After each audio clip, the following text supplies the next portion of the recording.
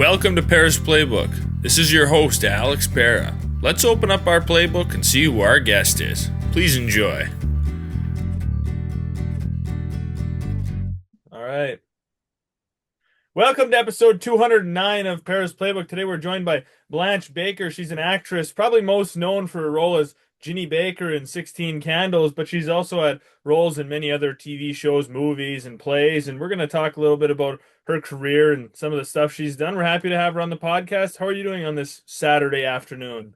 Great. Thanks for having me on your show, Alex. Happy to be here. Oh, I'm excited. 16 Candles is a classic movie, and I've been lucky to talk to a lot of different actors who have been in a variety of big 80s films, so happy to add that one to the list today. Yeah, I have four kids, and every time they turned 16, mom was cool again. I could come in the room, they still watch it. And I teach now. I teach at the New York Film Academy, and that film, it's like a teen cult classic, right? The kids have all seen it. Oh And you yeah. never know, when you're making something you think might be absolutely brilliant and, life-changing, nothing, right? And then John Hughes wrote that in 2 weeks, and it has staying power. So, Yeah. Yeah, well we'll definitely dive into that here, in a little bit. But let's start with how you got into acting. I know your mom was an actress, your dad was a director, so you were around that world growing up. So let's start there. okay, so yes, I come from a strong lineage of acting and acting instruction. My mother is Carol Baker, who first made her mark in Elia Kazan's film of Tennessee Williams' Baby Doll. And my father was a director and an acting teacher, and they actually met at the Actors Studio. And my parents were married in Lee Strasberg's apartment. Um, but anyway, I was born in New York City, but then we moved to Hollywood when my mother's career took off, and then my mother's career tanked. Long story. And we moved to Italy, and I grew up in Rome, Italy, which was Wow. really fabulous, spectacular Yeah. to have that. And then I came back to the States, and I was actually visiting my brother at Yale, and I'd always just done school plays. And there was a sign up, no computers in those days, on a lamppost that they needed someone who could play 12 years old at the Yale Repertory Theater. And I just walked in. I didn't know anything. I'm like, oh, well, I could do that. I'm here. And they were like, honey, you got to go to New York and audition. I'm like, oh, come on. I'm here. Anyway, Robert Brustein, who ran the Yale Rep at the time, happened to be there and let me read. I ended up getting the play. But the thing that was amazing about the play is that it was in rotation with a play that Meryl Streep was in. And Meryl Streep was this up and coming young actor. So, like, everybody was going to New Haven to see her. And I guess they figured, oh, we might as well see the other play. And it started off my film career. So I was cast in a film with Meryl Streep. That was actually my first one, called The Seduction of Joe Tynan, which there's a perfect example. You would think that would have been the masterpiece with all these wonderful actors. And yeah, no one's ever heard of it. Um, but quite a Yeah. nice entree. Yeah. And then you ended up doing a mini series, The Holocaust, with Yeah. Meryl Streep in it, and you ended up winning an Emmy for that pretty early in your career. Yes, and that actually had a lot of personal meaning for me because my father was a Holocaust survivor. So I think that it had meaning for me in on a number of different levels. And I did go and trace his route through the concentration camps before I filmed it. He was liberated from Bergen-Belsen when he was 14 years old. He was born in Czechoslovakia. And then I went to do the film, and I very lucky to work with those amazing actors. And that film, I really think it was a bit of a soap opera, but it changed the politics in the world. It had an amazing impact. It was one of the first ones done about the Holocaust, and had a profound effect, probably because it was a bit of a soap opera and people could identify with the characters. But yeah, very proud to have been in that. And lovely to have won an Emmy Award. But I've been really overshadowed by my daughter, who won her third Emmy Award this past weekend for the John Oliver show. She's a producer. So, yeah. Daughter's doing her best to beat mom, eh? Yeah, she's totally outlaughed me. Yeah. But it is incredible that you got to act in that, especially with your father's journey. I mean, that's just a really cool thing that you got to do and to work with those, share that story and those important stories. Especially early on in your career, to work with Meryl Streep a few times. And she's, Yeah. obviously turned into a huge actress. Everybody knows Meryl Streep. Um, she's done so many things. The movie you mentioned that didn't take off. I mean, Alan Alda too, phenomenal actor. I'm a huge MASH fan. I love MASH, so Alan Alda Great is guy. a And both of great. lovely. I mean, he was so lovely to me. I was very young, and he was just fatherly. It was really hard. I had to cry. I had to do all this stuff, and he was so supportive and wonderful. And she was like great role model to have, on set. Yeah, for sure. Well, let's talk about 16 Candles for a little bit. You mentioned already, it's a cult classic. Everybody knows the film. It's, one of those classic 80s teenage films. There were the Brat Pack type films and John Hughes, obviously, he did so many movies that were huge in the 80s. And you worked with so many young stars in that movie that their careers took off after this movie. Molly Ringwald and Anthony Michael Hall and just tremendous actors in this film. So let's talk a little bit about it. I mean, it's a classic, and you play Ginny Baker, the sister that's getting married to the oily variety bohunk. Yeah, it was great fun. They were lovely. It was funny. I hadn't seen Molly in 30 years, and then we did a movie for the Lifetime channel, Wishing and Hoping, and I'm playing a nun and she's playing a teacher. I was like, wow, things change. But it is a small business. You see people again. Um, but yeah, and then they did a People magazine article on where everybody is now all these years later, and it was interesting. People have had variety of things occur in their lives, but we're all still standing. Yeah, yeah. It had to be fun to make that. I mean, you got to act pretty goofy in a variety of different scenes at the wedding. When she's all hopped up on tranquilizers. That had to be pretty fun to film some of those scenes. Oh yeah, and he let us improv. And we were young. It was real. I mean, like I was one of the oldest ones on the set, and I was like 20. It was um, but yeah, and then I remember like hours spent. He was trying to like with fishing line get that dog to pee on Getty Watanabe with, and we're trying to tie the dog's leg up to a limb on a tree. I mean, it was just crazy, but fun. And I think that the spirit of these young people comes through, even though it's dated in some ways. I think the overall spirit carries it and will be true forever, is why it still resonates with people. Yeah, and, they're all of those 80s movies. They're really funny, and I was thinking about it. A lot of those 80s movies had like a younger brother that didn't have a huge role, but added a ton of comedy effect in there. And I thought Mike, his character, he's got some really funny lines, very similar to in Can't Buy Me Love. There's the little brother, I think his name is Chuck in that movie. So a lot of those 80s movies had those. And I think that the whole movies, they're just really funny. Yeah. I They're mean, I would fun, think so. playful I mean, we didn't movies. know at the time. We were like, oh, whatever. I think at the screening, we were all like, hey, okay, this is pretty bad. And then we were like, oh, well, everybody likes it. Okay. But I remember at the screening for us, we were all like, I wonder if anyone's going to think this is funny. Yeah, and this was one of the, earlier one of those films. It was kind of like the first one, and then there so many that came after. I mean, it started a little bit Yep. of a trend there in the 80s. Correct. Yep. Yeah, and getting to work with John Hughes. I did not know that he wrote it in about 2 weeks. That's crazy. hmm And then it ends up being this smashing success that so many years later people still talk about. I mean, like you said, that you really don't know in the moment when you're doing a project, You Yeah. think, same thing for musicians. They have a song that they really love and then nobody cares for it, and other songs that they whip together end up being the big hits. I mean, you really just never know what people are gonna jive with. Yeah, that's true.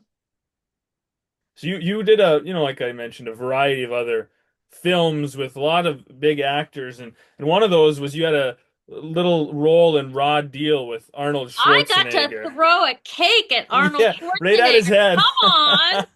That's not a small role. And the kids love that line, you shouldn't drink and bake. They always say that. So they had some he had Oh, it's murder, a great scene. mayhem, mutilation. He was great. I loved working with him. He was so much Yeah. No, fun. it's a great scene, and he was, I mean, at that time, one of the biggest actors. Terminator had already happened, right? Everybody knew who Arnold Schwarzenegger was for a Yes, and variety of he reasons. traveled with his own gym. He had a whole trailer filled with all his because he was in, such great shape back then. He Yeah. probably still is, but yeah.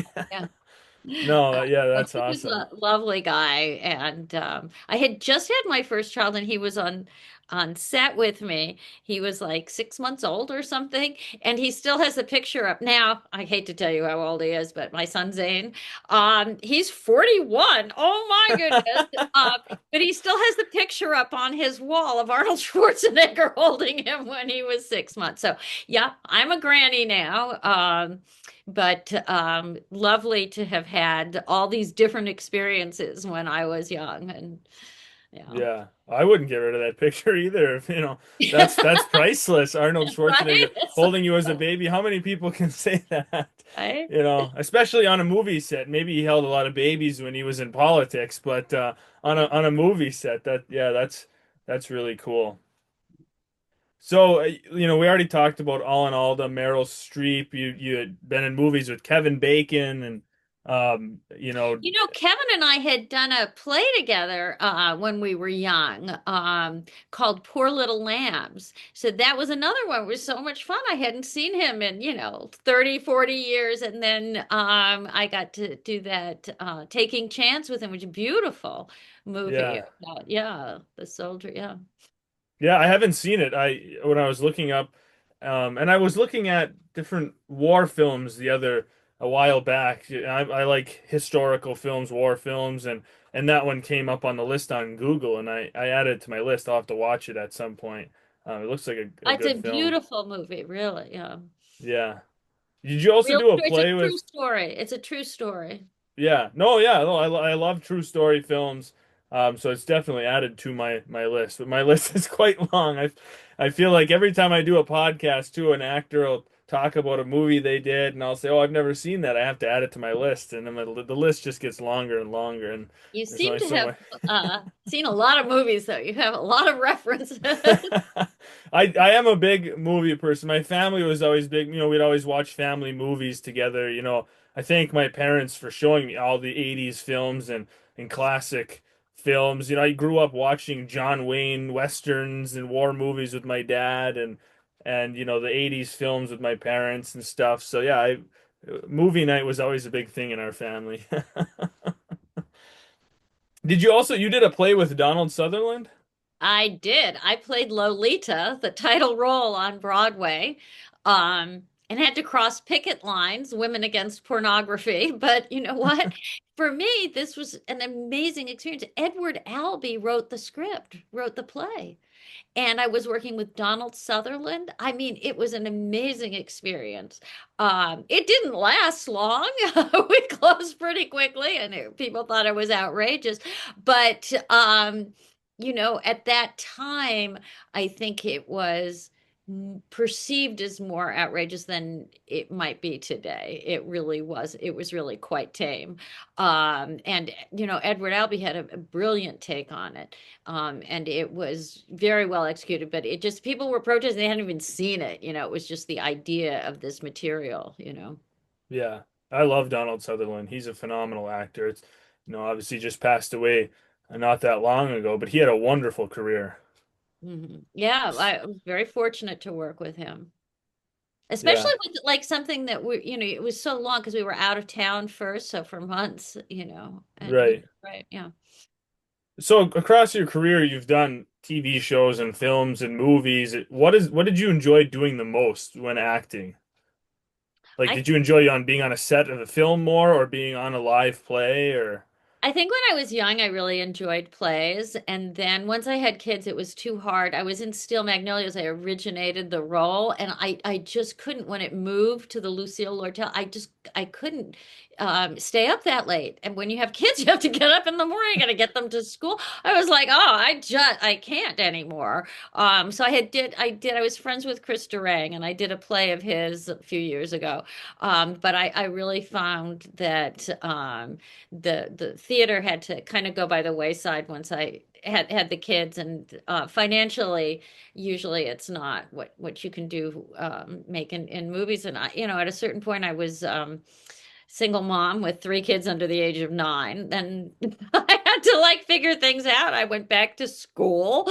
I got, I finished my college degree and I became a teacher, and I'm now so I've been teaching for about 30 years, 15 years at the New York Film Academy. Um, and that's also, a wonderful thing to do, to be a teacher. Particularly, I think it works well later in life, but you really feel like you're doing something good. And those questions that they ask you when you like for security and stuff, right? There's like, who was your favorite teacher, right? That's never like, right? who was your favorite lawyer, right? So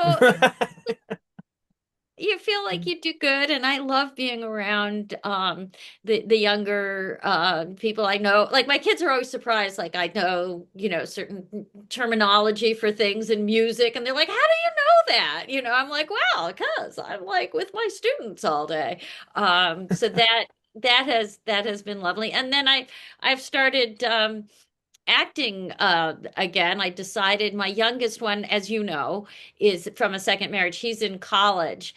He's a senior, and so I've decided it might be time for a change again. So I did a short film that we're hoping to make into a feature that Scott Aharoni produced, called Camp Oleander. And I'm going to do a film called Before Daylight, um, coming up. So I think at different times in your life, different things work best. And you just have to kind of be flexible, follow what doors open, not cling to the past or any, one idea of what your life should be in the future. Just sort of be curious about like what's unfolding in the present, see where it leads you. And so I feel very happy I've been able to spend my entire life in the arts. Yeah, no, that's good advice, just life advice. I feel like there's so many kids that when they graduate high school, they feel like they need to know what they're going to do for the rest of their life. Right then and there, you've got to go to college and you've got to know exactly what you're going to do, and that's the only thing you can do, and that's just not true. Most of us do so many different things throughout life. Like you said, you have to be flexible, you adapt. Different things happen, things come up in your life and different experiences. And I mean, that's okay to change career paths and go different directions. And I know I personally have. Yeah, you pursue, what you're passionate about. You're obviously passionate about films. And then I think you have to be like a scientist on your journey, observe things, read, educate yourself, and then you have more also to bring to whatever work it is that you're doing and that you want to share with the world. So flexibility these days, really key. Yeah.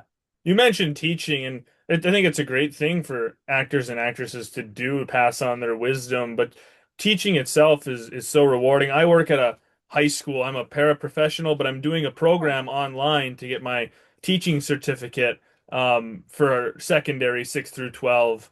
I work in a high school, hopefully in science. So yeah, I started in forestry. That didn't work. I ended up going to the school and I just love it. It's so rewarding, like you mentioned, kind of, to work with kids and when you see them succeed and it's really wonderful. I think teaching and being in education of any kind it's a wonderful job. Yeah, and it's fulfilling, right? You're putting something good out into the world. Yeah, right. It's great to wake up and feel like you're doing a good thing. You have a purpose. Like you said, fulfilling. There's a lot of jobs out there.